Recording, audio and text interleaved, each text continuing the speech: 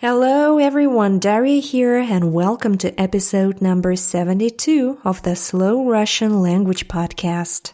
For the past several years, a lot of people have heard something about Crimea. You've probably seen some information on the news, or maybe you read something about it, but still, many people have no idea what it actually is. So today, let's try to leave alone the politics and just speak about this peninsula and about its history from the very beginning till the 21st century. As usual, first I read the text in slow Russian, after that we translate it in English, and we discuss some interesting vocabulary. Here we go.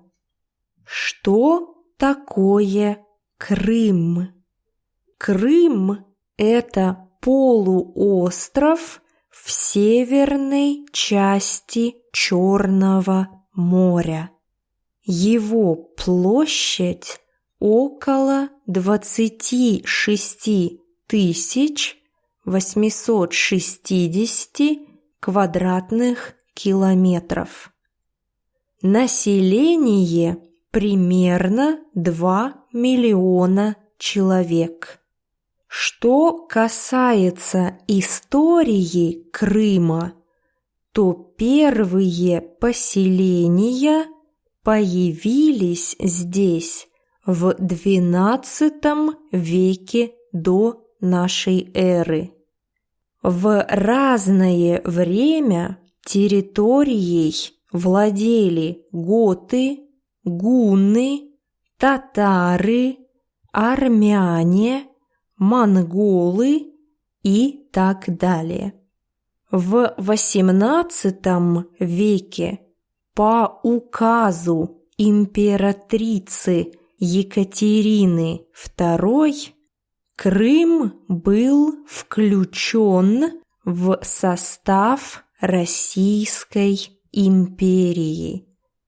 Тогда же здесь разместился и знаменитый российский Черноморский флот. В 1920-е годы эта территория называлась Автономная Крымская Советская Социалистическая Республика в составе РСФСР. В 1950-е годы Крым передали во владение УССР, а после распада Советского Союза в 1991 году Горбачев передал Крым Украине. That was it for the text. It was a pretty long one. And let's translate it sentence by sentence. The first sentence was, Crimea is a peninsula on the northern coast of the Black Sea. Крым – это полуостров в северной части Чёрного моря. Black Sea. Чёрное море. It's a very popular place for Russian tourists, and thousands of people in summer go there on vacation. Чёрное море. And the next sentence. Its area is about 26,860 square kilometers. Его площадь, area, площадь, около 26 860 квадратных километров. So square kilometers in Russian is exactly the same. Квадратные, from the word square, квадрат. So квадратные километры. So it's almost 30,000. And you probably noticed this pronoun около. It can mean near something, for example, near my house, около моего дома. But also when it comes to numbers, it can mean about or approximately. So here, of course, we don't know exactly down to a meter how large the area is. So we say approximately this or that number. In Russian, it's около. Около plus genitive case. Okay, moving on. The population is about 2 million people. Население примерно 2 миллиона человек. And here we have a synonym of that, около. Примерно, approximately. Примерно 2 миллиона, approximately 2 million. And population in Russian is население. Население. So about 2 million people there. As for the history of Crimea, the first settlements appeared here in the 12th century BC. Что касается истории Крыма, то первые поселения появились здесь в XII веке до нашей эры. First, pay attention to the construction as for something. Here, as for the history. Что касается истории. So in Russia, we use this phrase что касается plus genitive again. For example, as for me, что касается меня. Or as for this book, что касается этой книги. And as for this text, we speak about history. Что касается этого текста, мы говорим об истории. So first settlements appeared here in the 12th century BC. Первые поселения.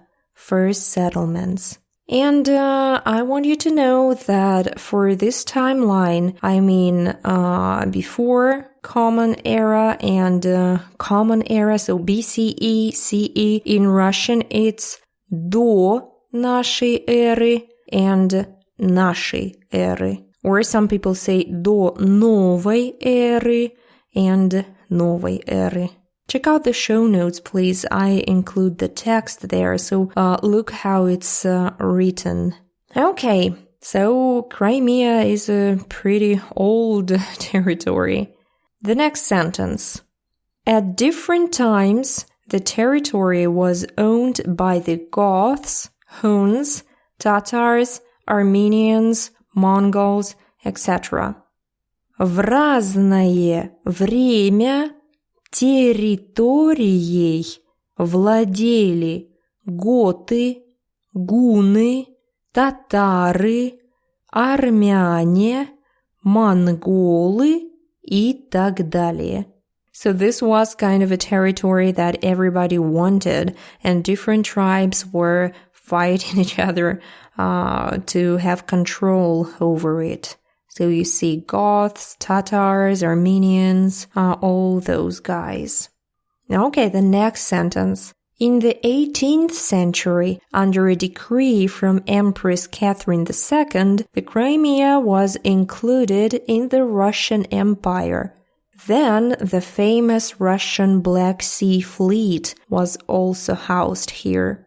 Long sentence. В XVIII веке по указу императрицы Екатерины Второй, so this means in the 18th century, under a decree from Empress Catherine II, Крым был включен в состав Российской империи. The Crimea was included in the Russian Empire. So, in the 18th century, in Russian is в XVIII веке.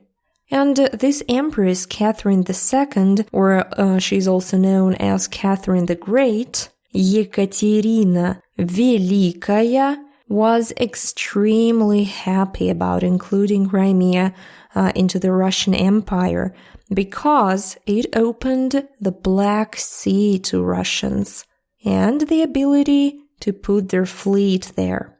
And of course, she was very proud of herself because Peter the Great, Петр Первый, as we say, opened the window to Europe for Russia, and he took the Baltic Sea. So Catherine, several decades after our great emperor, opened the Black Sea for Russia. So she felt very, very proud of herself that not only Peter was great, but Catherine too. So the second part of this sentence. Then the famous Russian Black Sea Fleet was also housed here. Тогда же здесь разместился знаменитый российский Черноморский флот. Long words here. This adjective, Черноморский, comes from the name of this sea, Чёрное море, Black Sea, and it's just one word now, Черноморский. For example, Black Sea coast, Черноморское побережье. And the fleet, Black Sea Fleet, Черноморский флот.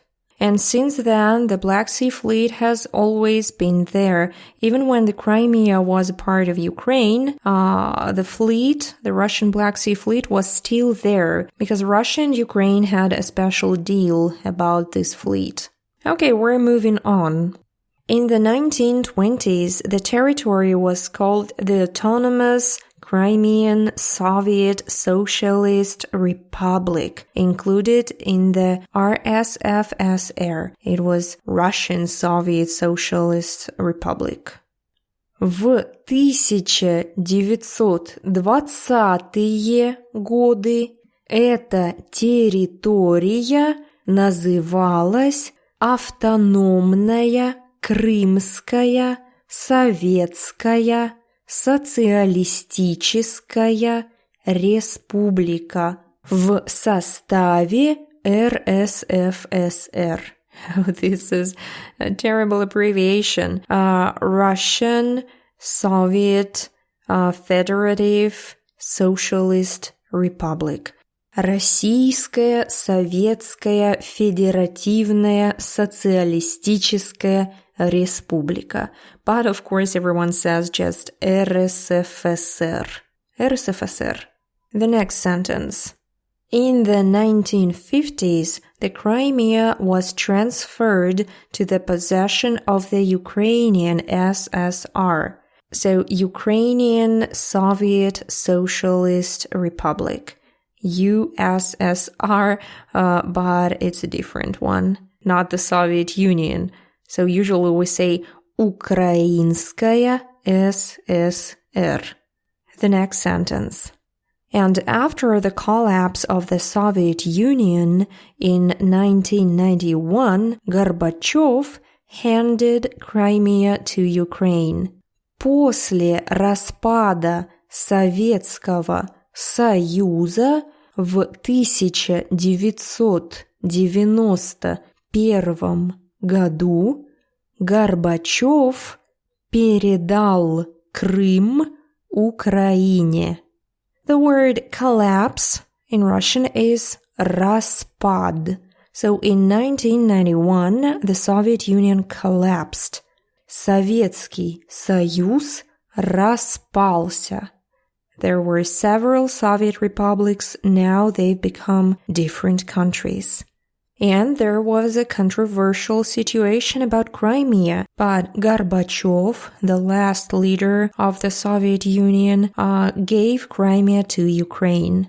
And there was a very difficult situation with this act because there were many protests in Crimea and in Moscow because some people who lived in Crimea wanted to go back to Russia instead of staying with Ukraine in 1991. But anyways, it's what happened.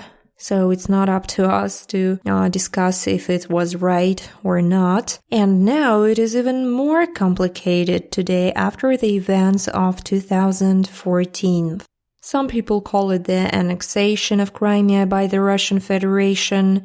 Some people say that it's a reunion of Crimea and Russia. So it's a very complicated topic today. And I really don't want to go deep into the politics here and to discuss if it's right or wrong, but a lot of people ask me about not even my opinion, because who am I to give my opinions about this situation, but from the point of view of a common citizen of Russia, what do I think about it? And I can say that I have a lot of friends from Crimea, and my husband's family comes from Crimea, so a lot of relatives live there. And they really did want to join Russia. They really wanted to be a part of Russia, at least those that I spoke with. Of course, there are different opinions there, I guess. But from my experience, people really went there and voted for joining Russia. And everybody speaks Russian there. People don't speak Ukrainian there, not like in Kiev or in Lvov in western Ukraine. No. And all the signs are in Russian, and the newspapers and journals are in Russian. But again, it's a very, very controversial situation, and it can be discussed for hours and hours. And in the ending, people would still not agree with each other. And it's certainly not a right topic for a big discussion in this kind of a podcast. Maybe some historical podcast would gladly do that, but not me. Even if I'm a historian by my first profession. So, I guess that's it. There are a lot of questions about this subject. So if you have anything to ask me, you can contact me at daria@realrussianclub.com. I'll be happy to talk about it. And a couple of good news in the ending. First, now my ebook 600 Real Russian Phrases for Everyday Life is available on Amazon. So if you're an Amazon client, I guess you can check it out there. I'll put the link to the show notes. And the second one is that recently I've launched a new podcast, TPRS Russian Podcast, because a lot of people asked me to make some speaking lessons, and I thought that podcast would be a good idea. Again, I will put a link in the show notes, so check it out and subscribe to my new podcast as well. And that was it for today. Thank you very much for listening, and I hope to see you in the next episode of the Slow Russian Language Podcast. Bye-bye!